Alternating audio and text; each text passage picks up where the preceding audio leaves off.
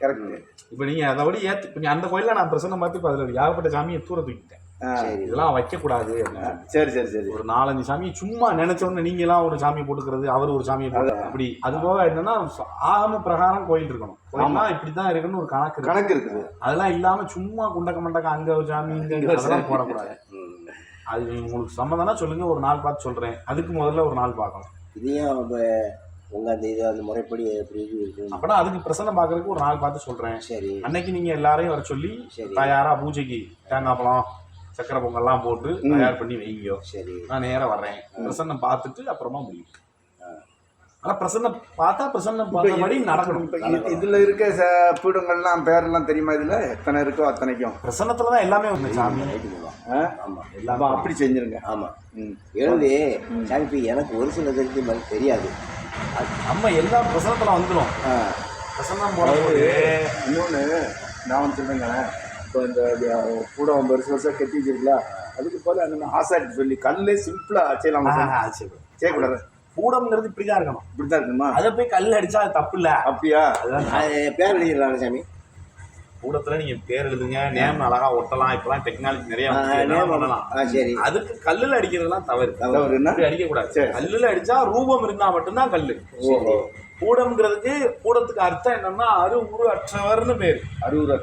அரு அற்றவர் அப்படின்னா என்னது?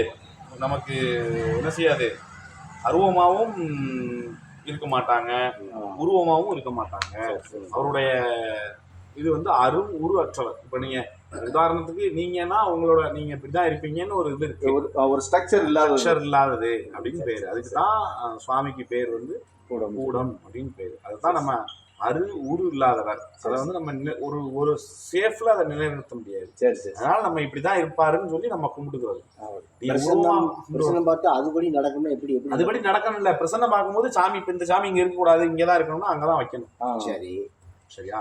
அது பிரசனத்துல சரியா தான் வரும், தப்பா வராது. சரி, அதை வந்து எல்லாரும் அப்செட் பண்ணிக்கிற மாதிரி இருந்தா தான் நம்ம பிரசனமா. சரி, எல்லாரும் நீ நல்லதானே செய்ய போற. யாரு நல்லதுதான் சொல்லுவீங்க. அதான் 2 பேர் இருப்பான் அப்ப செஞ்சு. ஆமாமா, அது என்ன அது இப்படித்தான் எங்க தாத்தா இப்படித்தான் வச்சாரு. ஆமா ஆமா, என்ன ஜாமி, நான் எத்தனை கோயில் பாக்குறேன். ஆமா, பிரசனம் பார்த்து எப்பா அதை சொல்லி வேப்பாங்க வா. அந்த காலத்துல நமக்கு இப்ப தெரியும். ஆக்சுவலா இப்ப என்ன கேட்டீங்கன்னா, சுவாமி வந்து சாஸ்தா இருக்காருன்னு வச்சுக்கோங்களேன். இங்க வந்து உங்களுக்கு சாஸ்தா தான் பிரதானம். ஆமா, சாஸ்தா தான் பிரதான மூர்த்தி வந்து என்னைக்கு என்ன செய்யணும், சென்டர்ல சுவாமி இருக்கணும். சுவாமிக்கு வலது பாகத்துல சிவபெருமான், பிள்ளையாரு, வேற தவஸ்தம்பரா, லாட சன்னியாசி, நிறைய சாமிகள் இருக்கு. அப்படிலாம் வரும். பிரகாரம் மாட்டு இருக்கும். இப்ப நீங்க அங்க அந்த கோயில போய் பாருங்க, சாஸ்தா மட்டும் தானே உள்ள இருப்பாரு. சிவனா உள்ள இருக்காரு இங்க. நீங்க உங்க மூல கோயில் இருக்குல்ல, அந்த கோயில் போயிருக்கலாம் இல்ல? அதான் அங்க ஐயனார் மட்டும்தான். ஐயனார் மட்டும்தான். ஆமா, அப்படிதானே இருக்கு. இப்ப இந்த கோயிலையே என்னெல்லாம் போட்டு வச்சிருந்தாங்க தெரியுமா? உள்ள சாஸ்தாவுக்குள்ள பிரம்மா, ஒரு பக்கம் விஷ்ணு, ஒரு பக்கம் சிவன், தட்சிணாமூர்த்தி, பிரம்மா, எல்லாத்தையும் போட்டு வச்சிருந்தாங்க. இப்ப இந்த சிவனை இவங்களா உருவாக்கணும் சாமி.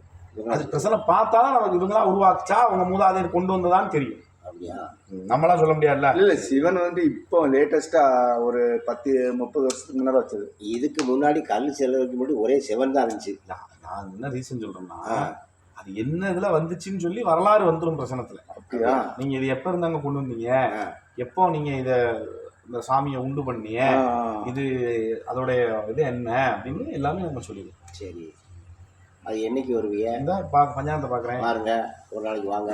அதை முதல்ல பார்ப்போம், பார்த்துட்டு அப்புறமா தேதி ஃபிக்ஸ் பண்ணுவோம். அந்த கும்பாபிஷேகம் அதுக்கு எவ்வளவு இல்லை. இப்போ நான் என்ன சொல்றோம்னா, இப்போ என்ன முடிக்கணுமோ அதை முடிச்சுட்டு தான் கும்பாபிஷேகத்தை பற்றியே பேசுறேன். பார்த்துட்டு தான் சொல்றேன்.